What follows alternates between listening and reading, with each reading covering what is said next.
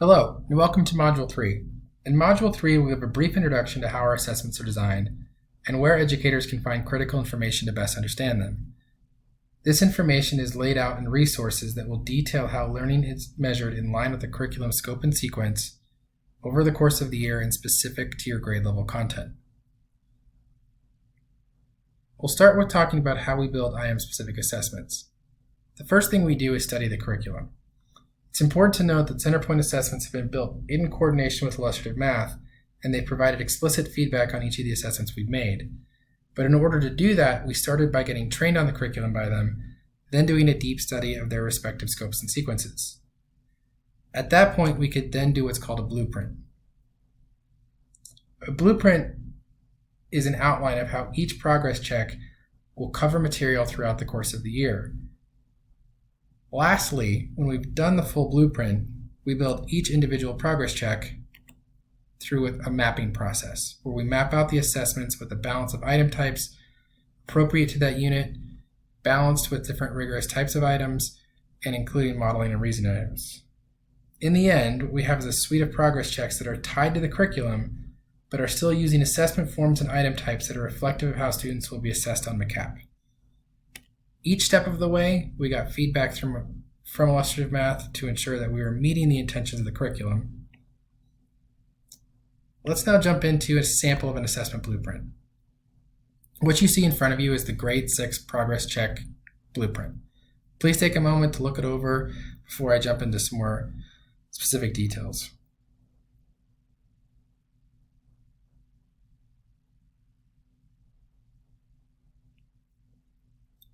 Okay, the first thing I want to call to your attention is that the progress checks each have individual materials or individual items aligned to units within the curriculum.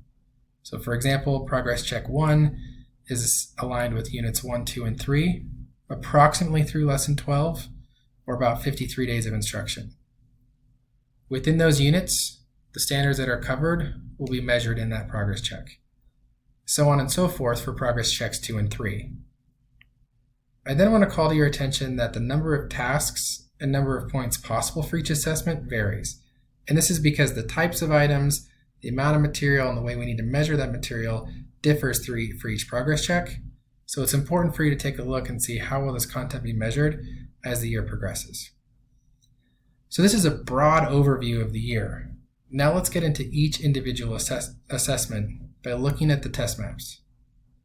Each test map has a variety of information that can be very useful to understanding how the assessments will measure student learning.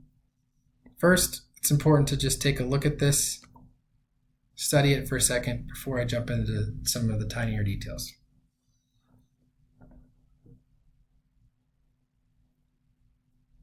Okay, for each assessment blueprint, you'll also get test maps. Each test map will be associated with an interim.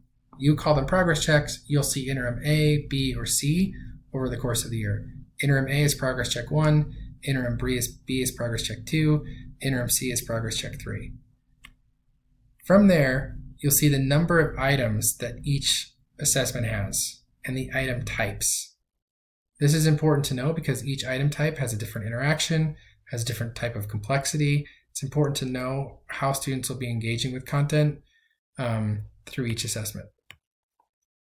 Then you'll see which standards each item is aligned to and which subclaim they're measuring. Lastly, you'll see the number of points possible for each item, the depth of knowledge assigned to that item, and whether or not that item was in the calculator or non-calculator section of the assessment.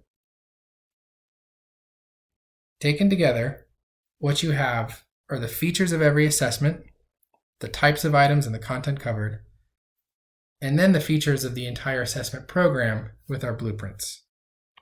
We encourage you to locate your assessment blueprints and test maps following the links provided in this module and complete the checks for understanding as they're assigned. Thank you, and see you in the next module.